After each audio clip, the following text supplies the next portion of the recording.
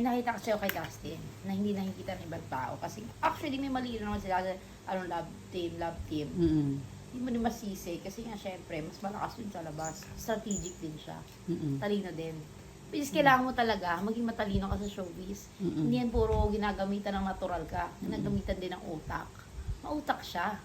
I admire her utak. Na alam niya, may ka-love team ako para malakas ako. Peace-minded talaga siya.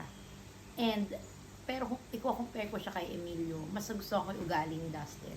Dustin kasi, Pero in the past weeks, parang napaka OA. tayo kay Dustin, di ba? Okay. yun lang ang word ko. Wala lang para sabi OA siya.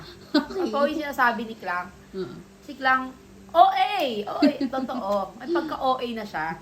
Si Bianca yung inaano eh. Tapos siya dami niyang babat. OA ka talaga. Huwag ganon, Dustin, baguhin mo na yung pagka-OA mo. Bawasan mo yun, yung pagka-love team nyo, huwag masyado.